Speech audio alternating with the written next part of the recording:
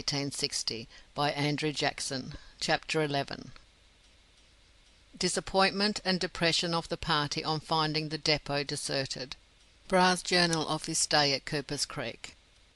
It is not easy to imagine what must have been the feelings of the explorers. Here they were, just returned from an enterprise of unexampled difficulty and danger, which they had brought to a successful termination at the expense of an unheard of amount of privation and suffering, only to find themselves deserted in their greatest need by companions on whom they had implicitly relied for succour. Such sudden depression of spirits, reacting on a state of high hope and exultation, must have had a withering effect on frames already exhausted by famine and travel-worn to the last degree of human endurance. Their condition may be better imagined than described. The sufferers themselves say comparatively little on the subject, but we learn from King that Mr. Burke was for some time too much excited to do anything, and well indeed he might be. After looking round in a state of bewildered astonishment at the forsaken camp, and noticing that some articles were scattered about which would certainly have been taken away if a mere change of station near the spot had been intended, Mr. Wills noticed that a tree had been marked with the words "Dig, 21st April, 1861, and at once exclaimed, "They have left here to-day!" He immediately set to work with King to open the ground beneath, and found in a box a few inches below the surface a supply of provisions which had been left for them by Bra, and a bottle containing a note which was speedily handed up to and read aloud by Mr. Burke. It ran as follows: Depot, Cooper's Creek, April 21, 1861. The depot party of VEE leaves this camp today to return to the Darling. I intend to go southeast from Camp 60 to get into our old track near Bellew. Two of my companions and myself are quite well. The third, Patton, has been unable to walk for the last 18 days, as his leg has been severely hurt when thrown by one of the horses. No persons has been up here from the Darling. We have 6 camels and 12 horses in good working condition. William Bra. Now it must be observed that this note did not contain an accurate description of the real state of the depot party. None of them were quite well. Neither were the camels and horses in such good working condition as was represented. Had the explorers known this, they would, in all probability, have decided on following Bra as soon as they could, and if they had done so they would doubtless have been saved. But who could cherish the faintest hope of overtaking a party able to push on with all the vigour of health and strength at the rate of 20 or 30 miles a day, under circumstances like these? The camels were completely done up, for they had been pressed to the utmost that day, and were not able to travel another mile. The explorers themselves were utterly exhausted. King touchingly says, it was as much as one of them could do to crawl to the side of the creek for a billy of water. They therefore determined, as any men would have done under the circumstances, to refresh themselves for a day or two with the provisions that had been left, and then endeavour to reach the nearest settlement in the best manner they could. The following entry by Mr. Wills, under date Sunday 21st of April, 1861, is taken from the diary. Arrived at the depot this evening just in time to find it deserted. A note left in the plant by Bra communicates the pleasing information that they have started today for the Darling, their camels and horses all well and in good condition. We and our camels being just done up, and scarcely able to reach the depot, have very little chance of overtaking them. Bra has fortunately left us ample provisions to take us to the bounds of civilization, namely, flour 50 pounds, rice 20 pounds, oatmeal 60 pounds, sugar 60 pounds, and dried meat 15 pounds. These provisions, together with a few horseshoes and nails and some odds and ends, constitute all the articles left, and place us in a very awkward position in respect to clothing. Our disappointment at finding the depot deserted may easily be imagined. Returning in an exhausted state after 4 months of the severest travelling and privation, our legs almost paralysed, so that each of us found it a most trying task only to walk a few yards. Such a leg-bound feeling I never before experienced, and I hope never shall again. The exertion required to get up a slight piece of rising ground, even without any load, induces an indescribable sensation of pain and helplessness, and the general lassitude makes one unfit for anything. Poor Gray must have suffered very much many times when we thought him shamming. It is most fortunate for us that these symptoms, which so early affected him, did not come on us until we were reduced to an exclusively animal diet of such an inferior description as that offered by the flesh of a worn-out and exhausted horse. We were not long in getting out the grub that Bra had left, and we made a good supper of some oatmeal porridge and sugar. This, together with the excitement of finding ourselves in such a peculiar and almost unexpected position, had a wonderful effect in removing the stiffness from our legs. Whether it is possible that the vegetables can so have affected us, I know not, but both Mr. Burke and I remarked a most decided relief and a strength in the legs greater than we have had for several days. I am inclined to think that but for the abundance of portulac that we obtained on the journey, we should scarcely have returned to Cooper's Creek at all. As for Bra, nothing that can be said here can add to the bitterness of his reflection, that if he had stood steadfast for only 1 day more, he would have saved his leader. 7 hours more, and he would have had the unspeakable pleasure, the enduring honour, of rescuing from suffering and death, and restoring triumphant to their country, the brave men who had trusted him. But he was wanting in fortitude. He failed in the determination to stand firm in the exercise of his duty, in the face of all discouragement.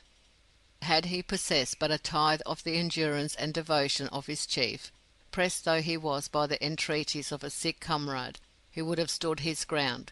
The beasts he had would have supplied his party with food for many a day. Indeed, they were, even then, far from being at the end of their stock of provisions. However, it fell out otherwise.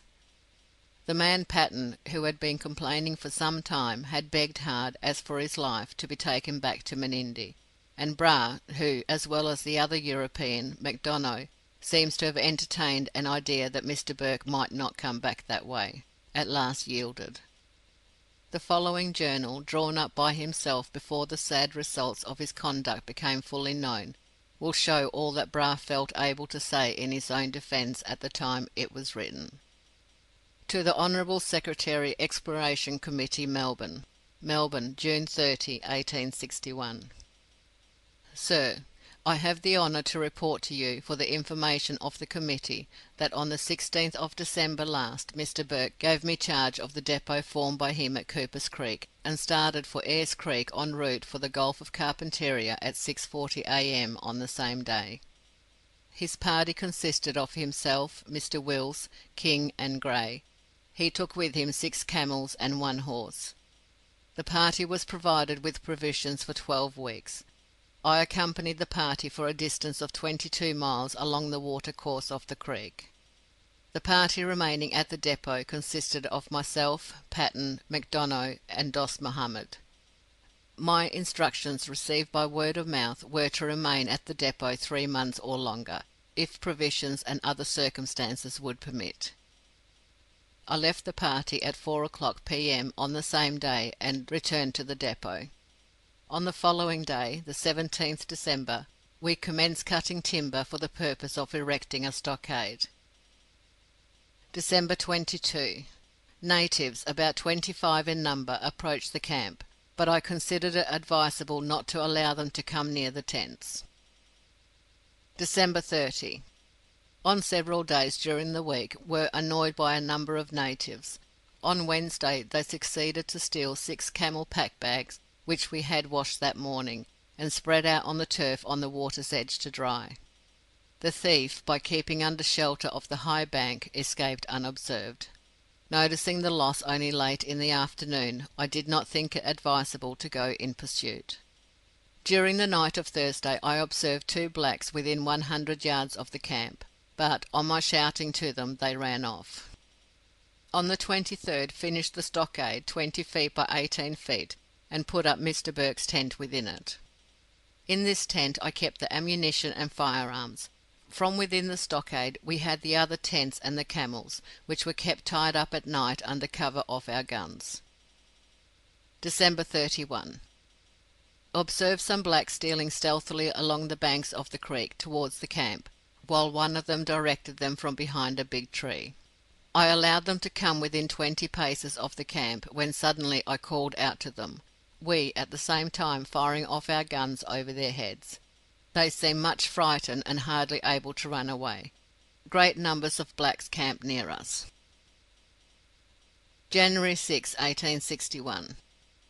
A large number of natives came to the camp, whose demeanour roused my suspicions. Got hold of a young native and shoved him off when he fell down. In the afternoon the whole tribe returned, the men armed, some with spears and some with boomerangs. Most of them had painted their faces and bodies. I met them at a short distance from the camp, and marking a circle round it, I gave them to understand that they would be fired at if they entered it.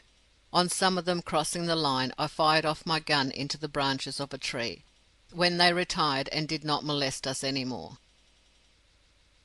December 24. I should like to explore the neighbourhood a little, but cannot safely leave the camp for longer than 3 or 4 hours. One of the men looking after the camels the greater part of the day, while the other is away 4 to 5 hours daily, to prevent the horses from straying. I should have mentioned that I had charge of 6 camels and 12 horses, 2 of the camels very scabby. Grass is getting very dry and scarce near the camp. We are obliged to hang all our stores on boughs of trees, to protect them from the rats, of which we killed about 40 every night for some time. February 26. I rode up a conical hill bearing northwest by north from the depot. It is distant about 9 miles, and one of a chain of hills running northeast and southwest. From the top of this hill I saw another range, distant about 15 or 20 miles, much broken, and considerably higher than the one I was on. The country between the two is stony, like that between the first range and the depot. March 1. Natives less numerous, looking out anxiously for Mr. Burke's return. One day I took a ride up the creek, which joins Cooper's Creek opposite our camp, coming from east-southeast, following it up about 6 miles, and found bed and banks thickly timbered with myall. The country in that direction is very stony. From the top of a stony rise I saw a low range, running east and west, distant about 15 miles. Blacks passing now and then, offering us nets and fish. We made it a rule never to accept the least thing from them, but made some of them little presents as left-off clothes. March 15. About 25 natives with their families passed here last night on their way up the creek, offering nets and fish. They gave me to understand that there would be plenty of water in the creek shortly, and that we might swim on the flat the stockade was on. April 1. During the first 24 days of March the heat has been greater than might be expected for the season, and especially the nights were intolerably sultry, a great deal more so than the warmest of January. On the 24th there was a sudden change. It began to blow hard, the nights became very cool. On the evening of the 29th we observed lightning in all quarters, and heard thunder in the north. A slight shower of rain fell between 8 and 9 o'clock p.m., and another on the following morning, not sufficient, however, to lay the dust. The blacks stole a camel pack saddle from us on the 27th while I was away from the camp. They carried it about a mile down the creek, where Patton overtook them and recovered the saddle, but it was torn to pieces. April 1. Patton commenced shoeing the horses, lest he might become incapacitated by disease, as he felt very unwell. April 4. Patton, after shoeing 2 horses, was obliged to take to his bed, suffering acute pain, and was not afterwards able to move about. April 15. Patton is getting worse. I and MacDonough begin to feel alarming symptoms of the same disease. April 18. There is no probability of Mr. Burke returning this way. Patton is in a deplorable state, and desirous of being removed to the Darling to obtain medical assistance, and our provisions will soon be reduced to a quantity insufficient to take us back to the Darling, if the trip should turn out difficult and tedious. Being also sure that I and Macdonough would not much longer escape scurvy, I, after most seriously considering all circumstances, made up my mind to start for the Darling on Sunday next, the 21st. The horses have lately got into the habit of straying. Missed 5 of them a few days ago, and found them about 15 miles from the camp. Last Monday we had a welcome rain for the first time since the 8th of December, except some slight showers on the 24th and 25th March. The last 3 days have been fine and cool, but now it again looks like rain, although the barometer is very high, higher indeed than it has been during our stay here. April 21st. Left the depot at 10 o'clock a.m., leaving 50 pounds of flour, 50 pounds of oatmeal, 50 pounds of sugar, and 30 pounds of rice buried near the stockade at the foot of a large tree, and marked the word "Dig" on the tree. I took 150 pounds of flour, 75 pounds of sugar, about 70 pounds of oatmeal, 1 bag of rice, 4 pounds of tea, and a small quantity of biscuits. Taking into consideration that we would be obliged to travel slowly on account of Patten, and on account of the scarcity of water which I calculated to have to contend with, and would probably be on the road to the Darling at least 6 or 7 weeks, I considered that I could not take less provisions. Patten was placed on a quiet camel. We travelled very slowly, and halted at 5 o'clock p.m., having made about 14 miles. There can be no doubt that Bra afterwards, when too late, felt exceedingly sorry for what he had done, and said that had he known the party would have returned the night they did, he would have remained there certainly. Footnote: Royal Commission, question 1732. End of footnote. Of course he would, and it would be hard upon him not to take into consideration the trying circumstances of the case in which he stood. Harassed by the earnest pleadings of the dying man, he had no doubt intended to act for the best, and if he failed in firmness of character at this trying moment, it would be unfair towards him not to admit that a like misfortune might in a like case have befallen a much better man. End of chapter 11.